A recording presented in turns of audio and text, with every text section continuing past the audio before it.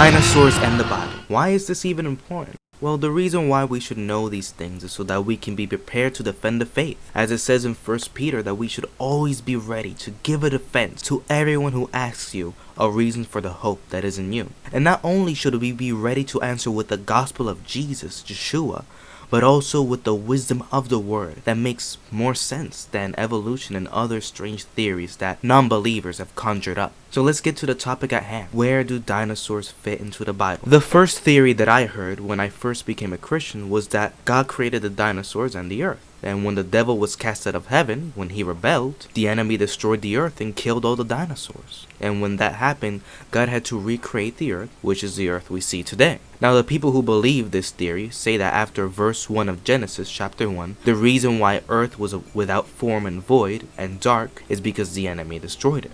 I'm going to tell you the truth. I believed this at first, but as I looked into it and as I studied the Bible more and I began to grow in the spirit, I found that it was impossible. There's no proof in the Bible that this could have happened. In fact, the Bible says otherwise. When the enemy was cast out of heaven, he couldn't have destroyed anything because he didn't have the power to do it yet. The only power he had was the power of influence, the power of corruption. The devil only got his power to destroy after Adam and Eve sinned. This also disproves the millions of years of evolution because death did not exist until sin entered the world. So where do dinosaurs come from? Well, it's very simple. We're told this in Genesis chapter 1.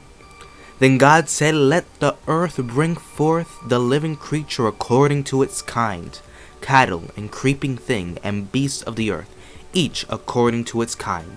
And it was so. And God made the beasts of the earth according to its kind, cattle according to its kind, and everything that creeps on the earth according to its kind. And God saw that it was good. God created the dinosaurs along with all the other animals. So, indeed, humans did live with dinosaurs.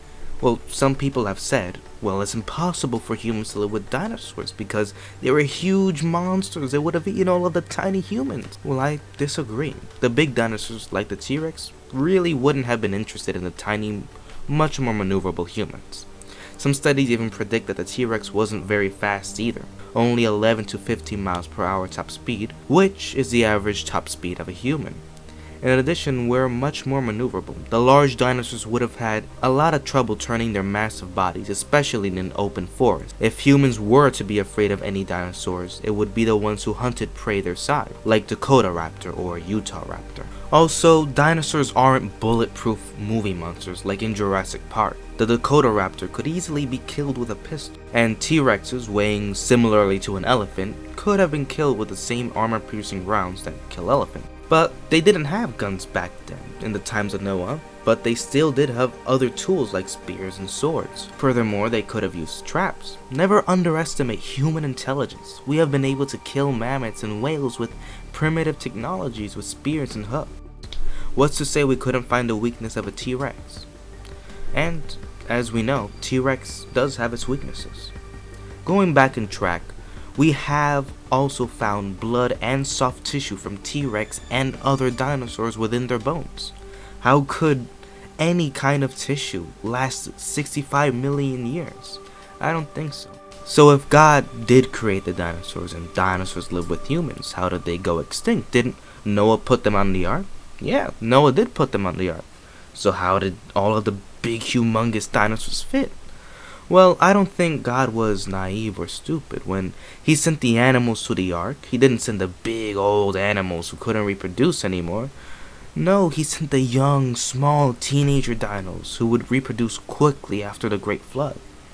So, how did the dinosaurs go extinct after the flood? The simple answer is they went extinct just how everything else goes extinct. You know, a changing environment, humans, or both. After the flood, there was probably an ice age, and along with the ice age, their food sources changing and the amount of oxygen falling could have been catastrophic for the dinosaurs. But why is oxygen so important? Well, oxygen is a valuable energy source that our body uses. Well, let me give you some examples. This is a dragonfly. It's pretty small. This is a fossil of an ancient dragonfly called Meganeura. This guy was 1.5 feet long, huge.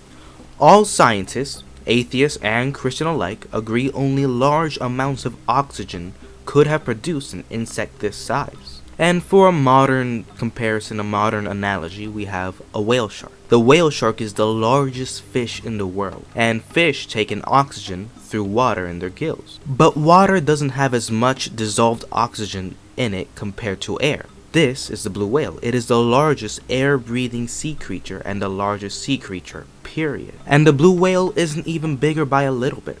The whale shark is 33 feet long and 41,000 pounds. But the blue whale is 82 feet long and 300,000 pounds. That's more than double the length and 8 times the weight. That's huge. We can also see that other prehistoric fish like Megalodon and Leedsichthys were also much bigger than today's largest fish. Not to mention, everything in the past used to be giant. We had giant bears, giant sloths, giant crocs, and worst of all, giant meat-eating pigs. Scary. Finally, there is proof of dinosaurs after the flood in the Bible, and 2 of them are known as the Behemoth and the Leviathan. But before we talk about these creatures in the book of Job, it's important that we know the context, what God is talking about when he talks about these animals. Context matters a lot in the Bible and in real life, so we don't want to take it out of context and change the meaning of the word. So basically, God is telling Job how awesome and mighty he is. And in Job chapters 39 through 41, he is specifically telling Job about his awesome and beautiful creations. In Job 39, he talks specifically about many animals we know today, like goats, deer, donkeys, oxen, ostriches, storks, horses, locusts, hawks, and eagles. And then immediately after, in chapter 40, God gives a description of the behemoth. Though many biblical scholars say behemoth is a hippo or an elephant, the description doesn't really fit.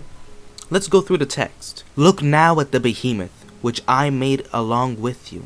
He eats grass like an ox. Yeah, all 3 animals eat grass. See now, his strength is in his hips, and his power is in his stomach muscles. All 3 animals do have strong hips. I would say the hippo has the least of the strong hips, and that's mainly because elephants and sauropods, they can both stand on their hind legs, but hippos cannot. He moves his tail like a cedar. When it says this, it's likely referring to the swaying motion of a cedar tree in the wind. Hippos definitely don't have tails that sway like a tree. It's more like they have tails that flap like a leaf. An elephant's tail do sway, but I don't really think a swaying tree would describe it. It's more like a swaying branch or a sapling. Sauropods really hit the mark in this situation. Not only are their tails massive like cedar trees, but their tails also swayed like cedar trees. The way we know this is because its tail muscles were connected to its legs, so whenever it walked, its tail would sway back and forth. The sinews of his thighs are tightly knit. Sinews mean tendons. Hippos and elephants have very beefy, very tough thighs, but sauropods had massive thighs. And like I said before, its massive tail muscles would have been connected to its thighs. His bones are like beams of bronze, and his ribs are like bars of iron. Bones in general are stronger than steel pound for pound, even our bones. It takes about 800 pounds to break a femur. But another interesting thing is that beams in this verse doesn't mean a solid beam, but a hollow beam.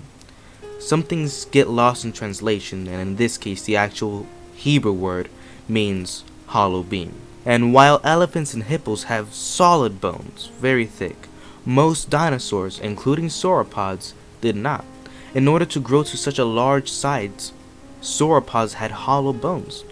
The only exception were its ribs, which were like bars of iron. He is first in the ways of God. Some scholars interpret this verse to mean the greatest of God's creation. I would say that Behemoth is much greater than any elephant or hippo. Only he who made him can bring near his sword. It would have been nearly impossible to kill a sauropod with primitive technology, especially the larger ones. But plenty of elephants and hippos have been killed with spears, arrows, and other hunting techniques. Surely the mountains yield food for him, and all of the beasts of the field play there. He lies under the lotus trees in a covert of reeds and marsh. The lotus trees cover him with their shade. The willows by the brook surround him. Indeed, the river may rage, yet he is not disturbed. He is confident, though the Jordan gushes into his mouth, though he takes it in his eyes, or one pierces his nose with a snare. Few animals are able to go through a raging river. I wouldn't say that hippos or elephants are very confident in raging rivers, but they can handle it. But they have to tough it out. But let's face it, a sauropod would have had no problem in a river. Only a sauropod would be confident even though a river is gushing into its mouth. Only a sauropod could be confident even though someone stabs its nose. But moving on, what about the Leviathan in Job 41? Well, you'll have to wait for part 2. But what about dragons in the Bible? Where we'll talk not only about the Leviathan, but other proof of dinosaurs after the flood besides the Bible. And of course, we'll be talking about dragons. Are they real? Are they fake? Are they symbolic? Are they important? Why should I care? Well, we'll be talking about that and more in the next video. Anyways, God bless and have an amazing day.